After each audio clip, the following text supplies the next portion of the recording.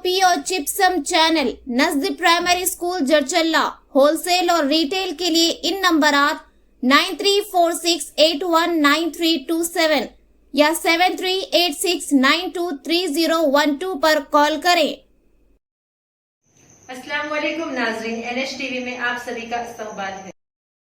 महबूबनगर जिले के मुश्तरका प्रोजेक्टों का मुआयना और जायजा लेने के मकसद से आज रियासती एक्साइज वजीर जोपल्ली कृष्णा राव, महकमा आपाशी के रियासती वजीर उत्तम कुमार रेड्डी, ओहदेदारों और जिले अवामी नुमाइंदों के साथ पालमूर रंगारेड्डी प्रोजेक्ट महबूबनगर जिला जड़चल्ला हल्के के दायरे इख्तियार में आने वाले उदंडा आबी ज़खायर का दौरा किया।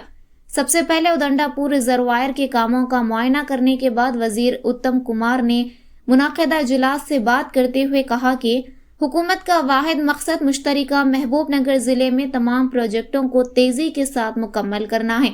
वजीर ने कहा कि इसको जहन में रखते हुए मंगल को उदंडापुर रिजर्वायर के तहत R&R को 45 करोड़ रुपये जारी किए गए। वजीर ने इंकशाफ किया कि Palamuru Rangareddy lift scheme, Kalwakurthy Bhima Nettempadu lift irrigation और कोयल सागर प्रोजेक्ट्स को जिला महबूबनगर के तहत 100% मुकम्मल किया जाएगा। उन्होंने कहा कि पिछली हुकूमत के दौर में पालमूर रंगारेड्डी पर 27,500 करोड़ रुपये खर्च किए गए और 1 एकड़ को भी पानी नहीं दिया गया और पालमूर रंगारेड्डी के लिए पानी का हिस्सा भी हासिल नहीं किया।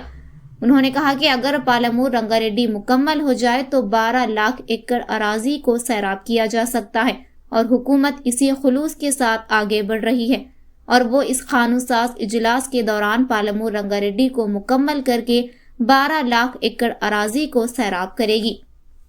इस मौके पर रियासती मनसूबाबंदी कमीशन के नायब सदर डॉक्टर जलेला चिन्ना रेड्डी, रियासती अखिलती मालियती कॉरपोरेशन के सदर उबैदुल्ला कोतवाल, रियासती महकमा खजाना के special chief secretary Ramakrishna Rao, महकमा आपाशी के principal secretary Prashant Jeevan Patil, engineer and chief Anil Kumar, मुत्तहदा महबूबनगर के MLAs NM Srinivas Reddy, G Madhusudan Reddy, Vakiti Srihari, Pirlapalli Shankar, Anirudh Reddy, district collector Vijendra Boi, district SP Janaki, SC Srinivas Rao, revenue additional collector S Mohan Rao, Mahbubnagar RDO Naveen, Palamuru Rangareddy Mahbubnagar district executive engineers, deputy engineers, अवामी नुमाइंदे और दीगर ओहदेदार मौजूद थे।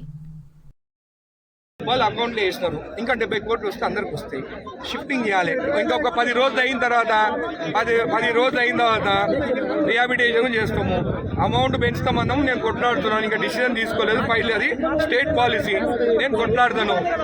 దాని తర్వాత వీళ్ళు 300 మందికి ఉదండపూరు వల్లూరులో 300 మందికి ఊర్లో లేని వాళ్ళ పేర్లు కూడా వీళ్ళు పేర్లు ఎక్కించినట్టు కూడా నాకు తెలిసింది.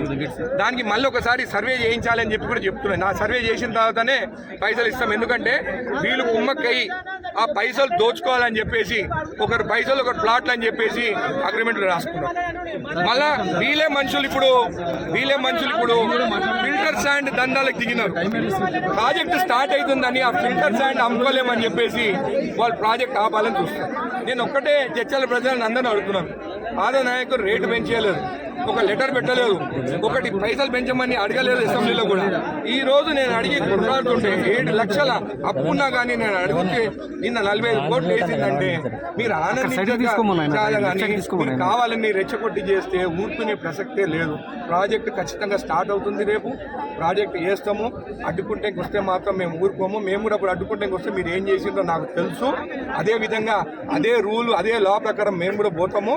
ప్రాజెక్ట్ కంప్లీట్ చేస్తాము.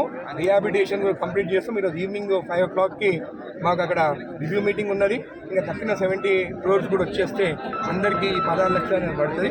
25 lakhs అనేది నేను ఎట్లా పోరాడుతున్నాను, నేను ఫైట్ చేస్తున్నాను, అడుగుతున్నాను. వేరే పోయిన ఎమ్మెల్యే లాగా ఇంట్లో కూర్చొని అయితే లేను కదా. పోయిన ఎమ్మెల్యే లాగా నేను పెంచమని అని చెప్పేసి ఆయన ఒక్కసారైనా మాట్లాడిండా? నేను కొట్లాడుతున్నాను. ఇది చేసిన ఇంకోటి గవర్నమెంట్ ల్యాండ్లు మొత్తము వాళ్ళ పేరు మీద చేసుకొని కూడా పైసలు తీసుకున్న వాళ్ళు కూడా ఈరోజు వచ్చి మాట్లాడుతుందంటే నిజంగానే బాధాకరం. అసెంబ్లీలో మాట్లాడాను. స్పీకర్ గారికి కూడా లెటర్ రాస్తాను, అందజేయబోతున్నాను. దాంట్లో ఎవరైతే గవర్నమెంట్ భూములు నేను అసెంబ్లీలో మాట్లాడి ఇంకా యాక్షన్ తీసుకోలేదు. ఒక రవి అనేట ఆయన వీళ్ళందరూ ఉన్నారు గవర్నమెంట్ భూములు వాళ్ళ పేరు మీద వేసుకొని పైసలు తీసుకొని ఇట్లాంటి వాళ్ళు జైలుకే పోవాలి. నేను స్పీకర్ గారికి నేను అసెంబ్లీలో మాట్లాడిన తర్వాత కూడా వీళ్ళపైన యాక్షన్ ఎందుకు తీసుకోలేదని కూడా స్పీకర్ గారికి నేను అందజేస్తున్న లెటర్ ఆల్రెడీ లెటర్ రెడీగా ఉంటాను.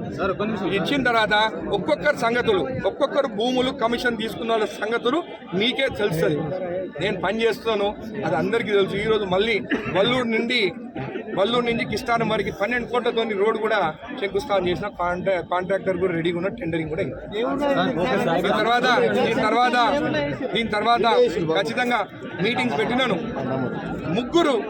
ఇద్దరు మినిస్టర్లను తీసుకొచ్చాను ఈరోజు ఇక్కడికి. అసలు ప్రాజెక్టు లేదే లేదు, ఆపుదామంటే లేదు, 70% కంప్లీట్ అయింది, ఇంకా 30% కంప్లీట్ చేయాలని ఇద్దరు మినిస్టర్లను తీసుకొస్తే వీళ్ళు చేసే పనులు ఏంటంటే మా పాత ఎమ్మెల్యే ఏ పని చేయలేదు, మళ్ళీ ఈయన మన పని చేస్తే వాళ్ళందరూ మాయమైపోతారా టీఆర్ఎస్లో భయానికి ఈరోజు చేస్తున్నారు. నిజంగా ఈరోజు మంచి దినము. నేను అందరూ తాండవాసులతో కూడా మాట్లాడినాను, చాలా హ్యాపీ ఉన్నారు.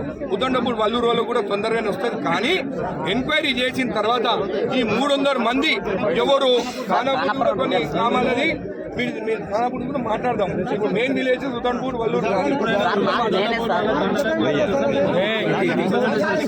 చేస్తాం. ఇష్యూస్ గురించి అన్ని మేము ఖచ్చితంగా